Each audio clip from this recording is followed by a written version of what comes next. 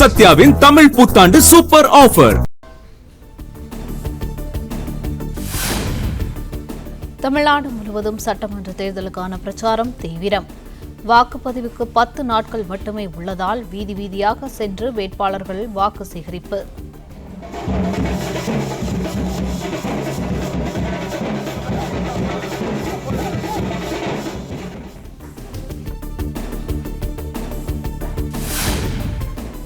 வரும் 15ஆம் தேதியன்று நாகர்கோவிலில் பிரதமர் மோடி ரோட் ஷோ செல்ல உள்ளதாக தகவல். கோவையில் 18ஆம் தேதியன்று தேசிய ஜனநாயக கூட்டணியின் வேட்பாளர்களை ஆதரித்து பரப்புரை மேற்கொள்ளவும் திட்டம்.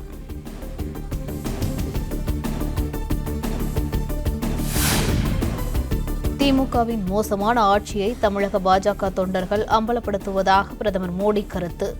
கடினமாக உழைக்கும் தொண்டர்களுடன் நாளை மாலை காணொலி வாயிலாக கலந்துரையாட உள்ளதாகவும் அறிவிப்பு.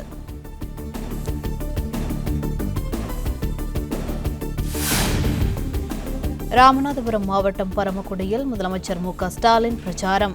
திமுக மற்றும் கூட்டணி கட்சி வேட்பாளர்களை ஆதரித்து வாக்கு சேகரித்தார்.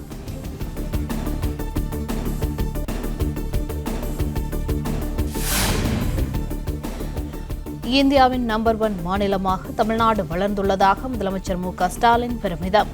திமுக ஆட்சி மீண்டும் அமைந்தவுடன் உலக அளவில் தமிழ்நாடு தனி பிராண்டாக வளர்ந்தெடுக்கப்படும் என்று வாக்குறுதி.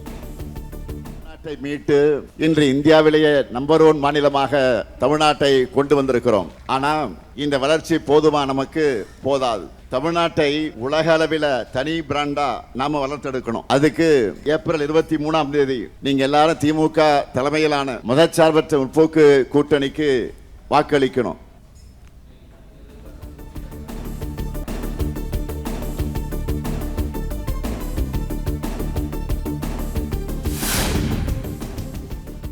தொகுதி மறுவரையை எடப்பாடி பழனிசாமி எதிர்க்காதது ஏன் என்று முதலமைச்சர் கேள்வி.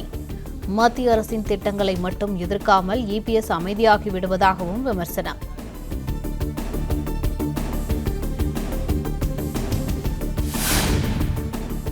பரமக்குடியில் திமுக தொண்டரின் வீட்டில் கைத்தறியில் நெசவு நெய்தார் முதலமைச்சர் மு க ஸ்டாலின்.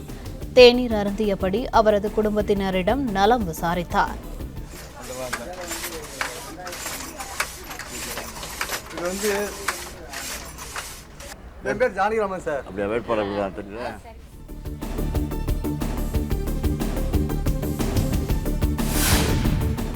அதிமுகவை குறை சொல்ல முடியாததால் முதலமைச்சர் மு க ஸ்டாலின் தன்னை பற்றி அவதூறு பரப்புவதாக இபிஎஸ் குற்றச்சாட்டு. பிரச்சாரங்களில் திமுக அரசின் திட்டங்களை கூறாமல் தன்னை பற்றி பேசுவது ஏன் என கேள்வி. நம்ம கட்சி பத்தி பேசுவதற்கு ஒன்னும் இல்ல. இப்போ தேர்தல் வந்தாச்சு. இப்ப தேர்தல் பரப்புரை ஆரம்பிச்சு தொடர்ந்து என்னை பற்றி தான் விமர்சனம் செய்யறார். நம்முடைய கட்சி பிஜேபிக்கு அடிமையா அப்படியா இருக்குது? வடிவேல் அவர்கள் நடித்த படம் வின்னர். அந்த கட்டத்துறை திருந்துற மாதிரியே இல்ல. அதுல நிறைய இருக்குது. அத நாகரிகருதி நான் அந்த நகைச்சுவையை நான் இந்த நேரத்தில் பேசுவது அவர் பொருத்தமா இருக்காது. அவரோட முதலமைச்சராக இருக்கிறாரு. அதனால எஞ்சிய வார்த்தைகள் எல்லாம் நீங்க பூர்த்தி செஞ்சு பார்த்துங்க. அப்புறம் இன்னொன்னு பேசுறார். புதுக்கோட்டையில் எடப்பாடி பழனிசாமி சாதனைகளை பற்றி பேசுறது இல்ல, வாக்கு கேட்கறது இல்ல, அவரை கொள்கையும் கிடையாது, மாநில உரிமையை பற்றி பேசுறது கிடையாது. அவர் சாக்கடைக்கு சமமான வார்த்தைகளை பேசுறான்னு சொல்ல. அப்படியே நாம் பேசுறோம்.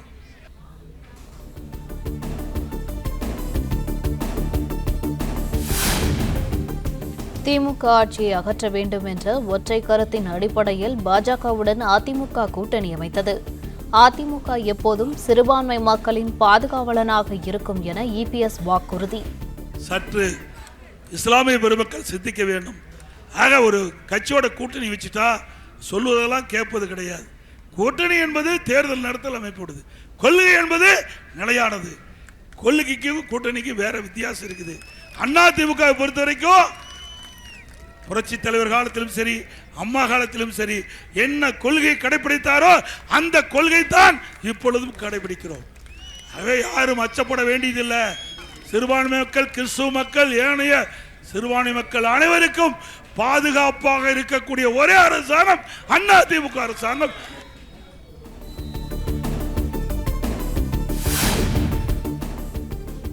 சாத்தூரில் பாஜக தேசிய தலைவர் நிதின் நவீன் ரோட் ஷோ. கட்சியின் மாநில தலைவர் நயினா நாகேந்திரனுக்கு ஆதரவாக பரப்புரை.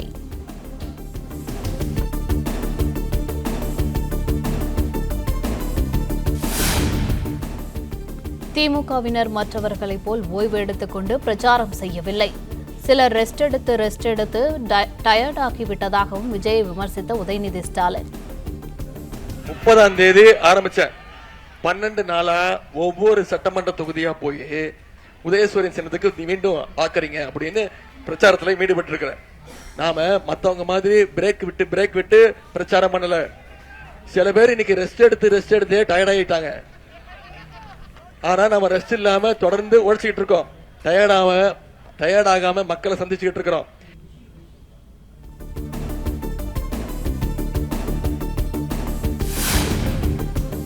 ஐந்தாண்டு கால ஆட்சியில் செய்ததை கூறி ஓட்டு கேட்காமல் 8000 ரூபாய் கூப்பன் தருவதாக திமுகவினர் பிரச்சாரத்தில் ஈடுபடுவதாக அன்புமணி விமர்சனம். கூப்பனுக்கான தொகையில் 3000 ரூபாயை திமுகவினரே கமிஷன் அடித்து விடுவார்கள் என்றும் குற்றச்சாட்டு. ஒரு முதலமைச்சர் உங்ககிட்ட ஓட்டு கேட்கிறப்போ, நான் 5 ஆண்டு காலம் முதலமைச்சரா இருந்தேன், தமிழ்நாடு மக்களுக்கு இதை நான் செஞ்சேன், பெண்களுக்கு செஞ்சேன், விவசாயிகளுக்கு செஞ்சேன், நெசவாளர்களுக்கு, மாணவர்களுக்கு, அரசு ஊழியர்களுக்கு, இளைஞர்களுக்கு நான் செஞ்சேன்னு ஓட்டு கேட்க முடியல ஸ்டாலின் அவர்களால். எப்படி வச்சு ஓட்டு கேட்கிறா தெரியுமா? நான் மறுபடியும் வந்தா உங்களுக்கு 8000 ரூபாய் கூப்பன் கொடுப்பேன். 8000 ரூபாய் கூப்பன் வாங்கணும்னா 3000 லஞ்சம் திமுக காரன் கொடுத்தாதான் கூப்பன் கொடுப்பான்.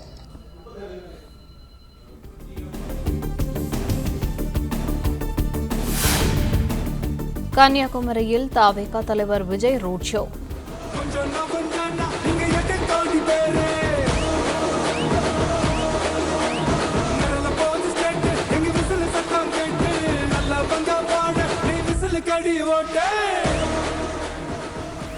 மகாதானபுரம் ரவுண்டானாவில் சைக்கிள் ரவுண்ட் அடித்து பொதுமக்களிடம் வாக்கு சேகரித்தார்.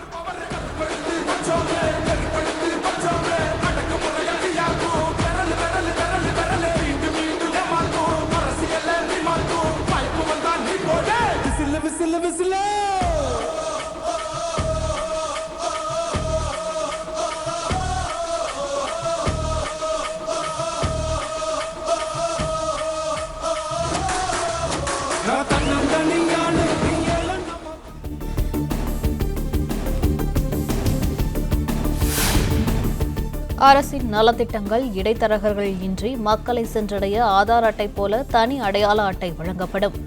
₹1 கூட வரியை உயர்த்தாமல் அரசின் திட்டங்கள் செயல்படுத்தப்படும் என விஜய் வாக்குறுதி.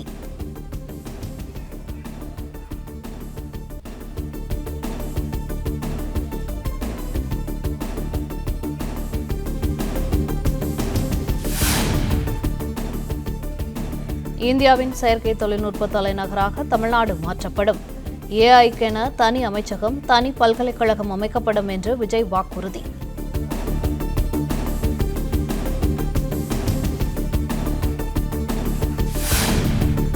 அரசு அலுவலகங்களில் லஞ்சம் வாங்குவதற்காக மக்கள் அலைக்கழிக்கப்படுவதாக விஜய் குற்றச்சாட்டு. லஞ்ச பணத்தில் அதிகாரிகள் மட்டுமல்ல அமைச்சர்களும் பங்கு செல்வதாக சாடல்.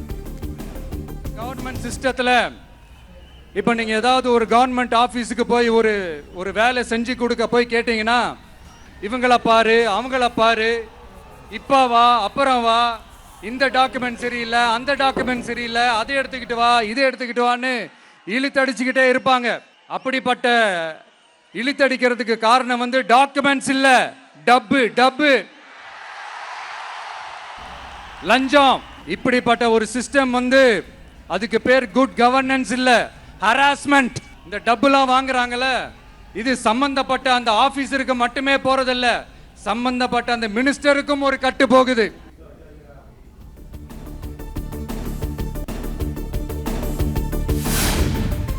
கன்னியாகுமரியில் பவுன்சர்களை விட்டுவிட்டு சைக்கிள் ஓட்டியவாறு தனியாக முன்னால் சென்ற விஜய்.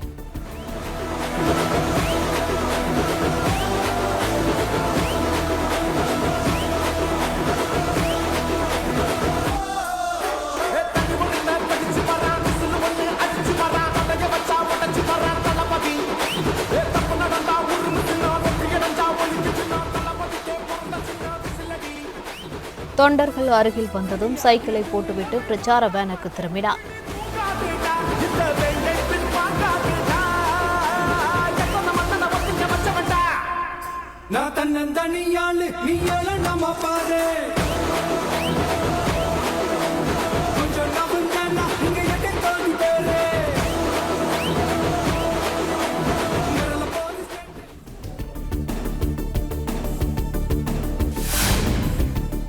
வரும் 14ஆம் தேதி அன்று புதுக்கோட்டை மாவட்டம் அறந்தாங்கியில் மேற்கொள்ளவிருந்த பிரச்சாரத்தை விஜய் ரத்து செய்ததாக தகவல். அதே நாளில் தருமபுரியில் ரோட் ஷோ நடத்த திட்டம்.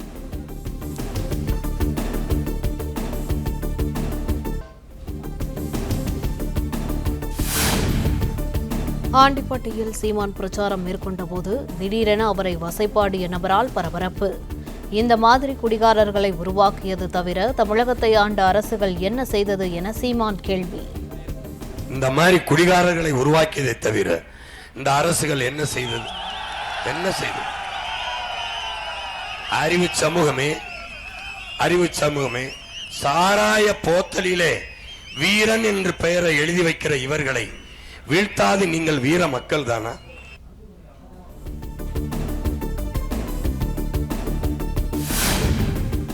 தமிழகத்தில் தேசிய ஜனநாயக கூட்டணி ஆட்சி அமைந்ததும் விவசாயிகளின் பயிர்க்கடன் தள்ளுபடி செய்யப்படும். பாமக தேர்தல் அறிக்கையை சுட்டிக்காட்டி தருமபுரி வேட்பாளர் சௌமியா அன்புமணி பரப்புரை.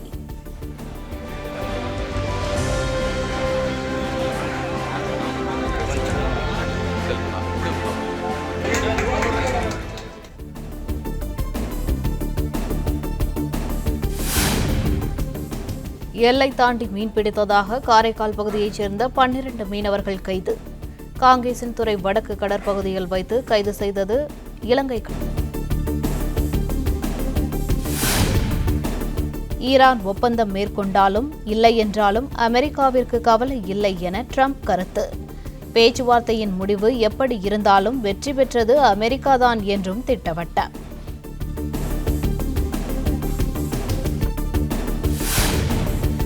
அமெரிக்கா மற்றும் ஈரான் மீண்டும் பேச்சுவார்த்தையில் ஈடுபட வேண்டும் என்று ஆஸ்திரேலியா வலியுறுத்தல். மீண்டும் போர் தொடங்கினால் மனித உயிர்கள் பறிபோவது மட்டுமின்றி உலகளவில் பொருளாதாரம் பாதிக்கப்படும் என்றும் எச்சரிக்கை.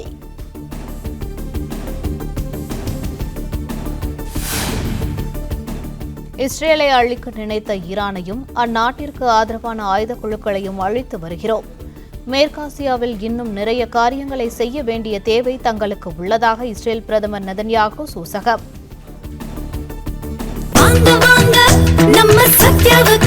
உங்கள் சத்யாவின் தமிழ் புத்தாண்டு சூப்பர் ஆஃபர்.